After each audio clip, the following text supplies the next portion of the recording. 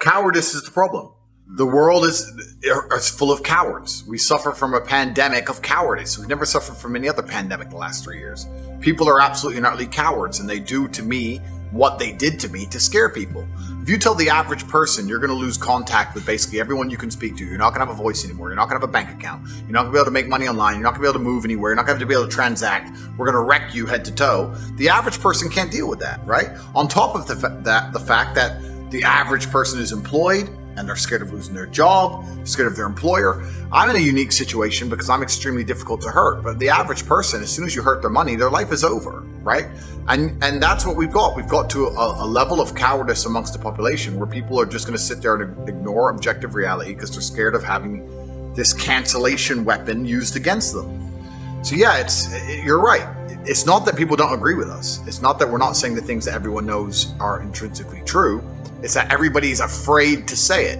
And that can only end when everybody stands up and stops agreeing and playing this game. It stops being cowards. We need mass numbers of people to say, no, I'm allowed an opinion. You know what? Nigel Farage, and I'm not, since UKIP ended, I don't even know about his politics nowadays. I don't even know what he's doing. But he said something that was really interesting. He was asked about who runs the world. And I guess the person was trying to set him up for a question about the elites. And he said, truthfully, I'll tell you who runs the world. We do. Because we decide how much of this crap we're going to put up with. The problem is we're putting up with too much of it. The problem is everyone's a coward. And you're right. I get the same thing. Wow, thanks for saying it. Why don't you say it? And everyone is just terrified. And it really is truly crazy because fear has always been the control mechanism of man. The worst things that have ever happened in any society or any civilization since the dawn of fucking records has been done under the name of fear. Get the population afraid. What did Goebbels say? The propaganda minister of the Third Reich. Once people are afraid, give them a common enemy. They'll do anything you want. The Nazis knew this. Everyone knows this, right? So it's a basic playbook, but I think it's also a larger issue. I think that things like making sure people are semi-depressed, making sure people are divided, making sure people are selfish, making sure people are self-obsessed, they're trying to destroy people's will to stand up and care about anyone other than themselves. And once you do that, coupling with the fact that if you start to care about others and genuinely care about the world, you'll ruin your own life, it just makes people shut up. These people can't think. These people cannot think. It's almost a sad realization when you wake up and understand that there's a large contingent of the world who cannot think. And when I say that, I don't mean that in some kind of, semi-sarcastic, or I mean that literally. There are people who have a strong emotional reaction to subjects they completely don't understand. There are people out there who will stand up and say, I hate Andrew Tate. Why? I hate him. He needs to go to jail. Like, okay, why? I hate him. Why? They don't know why. Once the Matrix can program an emotional response into you, and you can't even logically, with your own words, explain why you have that emotional response, you're completely a slave mind. These people don't think about anything. They believe what they're told to believe. They're emotional about what they're told to be emotional about, the exact direction they're told to be. And that's what the Matrix wants. It wants to be able to say a name and tell the world to hate them without even giving a reason and just get what they want. These people are so far gone. These individuals who they cannot logically explain their own emotions are so far gone, it's ridiculous. As an adult, what you need to do is seriously analyze every strongly held belief you currently have and work out where it came from. Is it personal experience? Is it from somebody who I care about and who I trust? Is it from what the news has said? Why do I believe this so much? Why do I have an emotional response to this?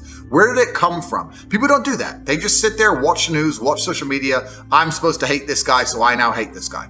So I know exactly what you're talking about, Zuby, because you're right. These people cannot think. They cannot even give a reason. There's a guy on TikTok who walks around and says, have you heard of Andrew Tate? Around college campuses. And people go, yeah. And he goes, do you like him? And they go, no.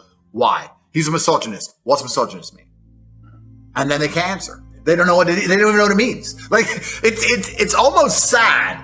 But then you live through the last 3 years and you realize that, yeah, people can't think. There's a large contingent of the world that truly cannot think.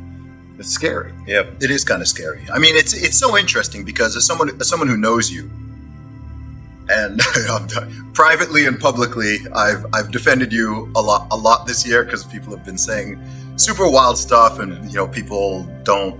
I posted actually when were we in Romania? 2020. I posted It was while they were in the process of taking away your accounts. I posted a photo.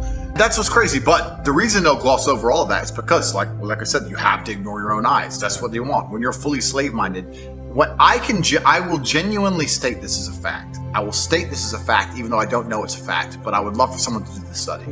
Go out there in the world and ask 100 people if you like Andrew Tate or not. And the ones who say yes and the ones who say no, do an IQ test. And I guarantee you, the biggest idiots out there, when I see people who dislike me and I see them trying to explain why, it doesn't even make sense. It doesn't even make sense. It's like, it's English, but it doesn't make logical sense. And yeah, they'll come at me with the garbage about being a misogynist, etc. Not very often do people argue my points, because arguing my points is absolute destruction because they know they're wrong. So what they try and do is discredit my character. They say he's a bad person, he's a misogynist, he's done this, he's done that, he's evil. But what does he say that you disagree? What does he say that's wrong? Oh, but he's a bad person.